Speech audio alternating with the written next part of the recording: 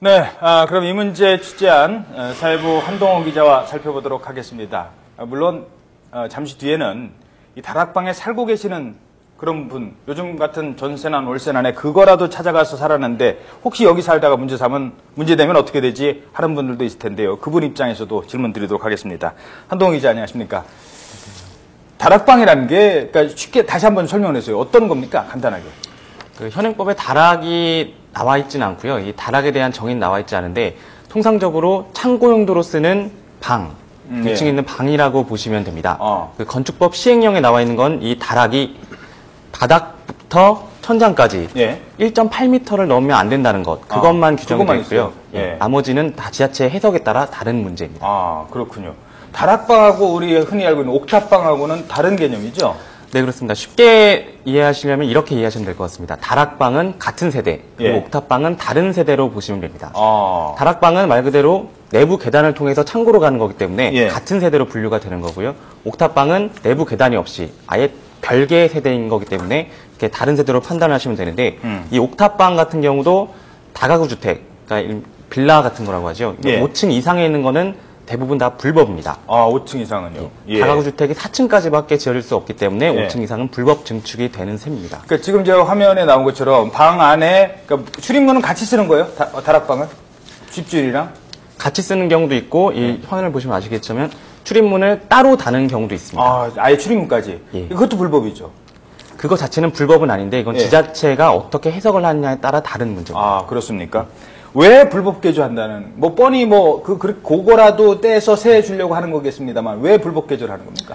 일단 가장 먼저 떠오르는 거는 이제 건물주들이 임대 수익을 가장 많이 받으려고 하는 이유가 가장 크겠고요.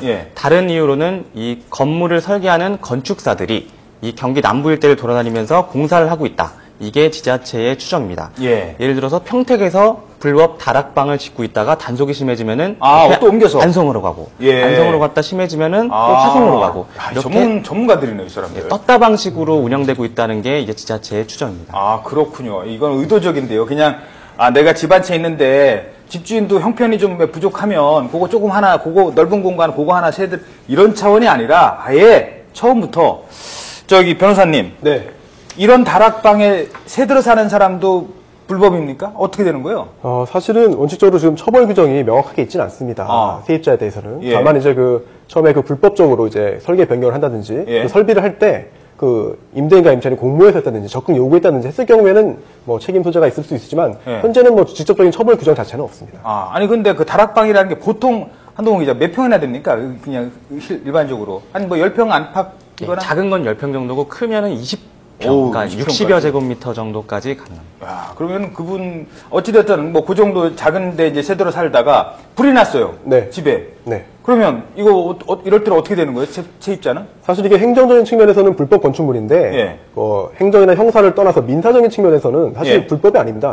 얼마나 재산이기 때문에 그런 피해 배상이나 보상을 받을 수 있고요. 다만 이제 보험의 경우에는 약간 다른데 약관상에 면책 규정이 있을 수가 있습니다. 그래서 화재 보험 같은 걸 받을 때 꼼꼼히 따져주셔야 되고요. 화재의 경우에는 이제 배상받지 못할 가능성이 상당히 있다고 우려됩니다. 임대차 보호법상으로는 보호를 받을 수 있습니까? 내가 다락방에서 월세를 주고 살았다. 그러다가 이제 아니면 또 전세를 주고 사는데 나중에 2년 지나야 되는데 문제가 생겼을 때는 보호 받을 수 있습니까? 사실은 건물이 주택의 일부만을 이제 임대차 한 경우에도 이제 해당이 되기 때문에요. 보호를 받을 수 있지만 문제는 실질적으로 많이 문제가 되는 사례가 뭐냐면 대항력을 유지하기 위해서는 건물을 계속 점유하고 있어야 됩니다. 건물을 떠나면 안 되는데 떠나기 위해서는 임차권 등기명령 제도를 신청해가지고 등기를 해야 되는데요. 이 경우에는 등기가 안 됩니다. 왜냐하면 건물의 일부이기 때문에. 그렇기 때문에 임대인과의 분쟁이 생겨서 임차 보증금을 못 받았을 경우에 계속 거주해야 되는 그런 불편함이 있습니다. 한동훈 기자, 여기 이제 가봤으니까 이거 불법으로 짓다 보면요 제대로 건축 규정 지킬 리가 만무하고 싼 거 갖다 놓고 쓸 가능성이 높거든요. 위험하진 않습니까? 실제로 공사가 진행되는 곳들이 거의 많았고요. 아직 공사 다 지어진 곳은 저희가 들어가지 못했는데 일단 공사가 지어진 다음에 이거를 준공을 판단하는 지자체의 판단에 따라 다른 문제인데요. 저희가 좀 확인하기는 조금 어려운 부분이 아니었나. 그렇죠. 위험성까지는 아직 우리가 취재 기자가 육안으로 볼 수는 없지만 그럴 가능성이 좀 높다는 거고 그래서 단속을 좀 해야 되는데 단속이 잘 이루어지지 않고 있다고요. 예, 실제로 그렇습니다. 단속 인원이 제가 예. 갔던 평택시청 같은 경우엔 불과 한 명뿐입니다. 한 명. 그 한 명이 전체를. 예. 예. 그 한 명이 모든 불법 건축물들을 다 관리를 하니까 예. 1년에 한 차례 대대적인 단속을 하지만 예. 하고 나면은 거의 수백 채 가까운 집들이 걸리고 그거 하다 보면은 원상복구 명령을 때리고 이런 게 계속 반복되다 보면은 결국 1년에 한 차례밖에 할 수가 없는 그런 좀 열악한 상황이라서 저희가 직접 시청을 찾아갔을 때도 그 직원이 이제 원상복구 명령을 내리고 있는 상태였습니다. 그러니까 예. 직원은 열심히 하는데 이 구조가 따라주지 않는 이 인력이 좀 많이 부족한 상황입니다. 예.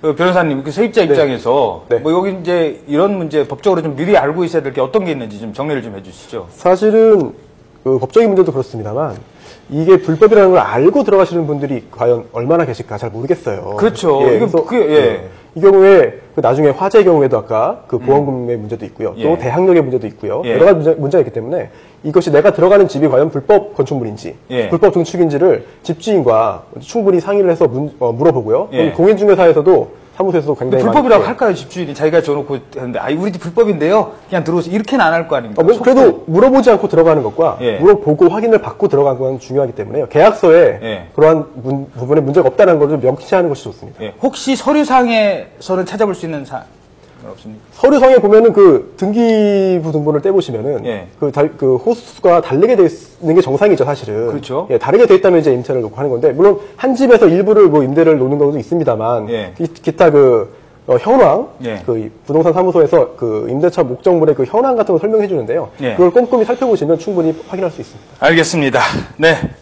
처음에는 다락으로 만들겠다고, 창고로 쓰겠다고 했다가 임대까지 주는 이 얌체 전문 임대업자들 때문에 자칫하면 우리 죄 없는 서민들만 나중에 피해 보상을 못 받을 수도 있다고 합니다. 따져보고 들어가야 될 것 같습니다. 지금까지 이 문제 취재한 한동호 기자였습니다. 수고하셨습니다.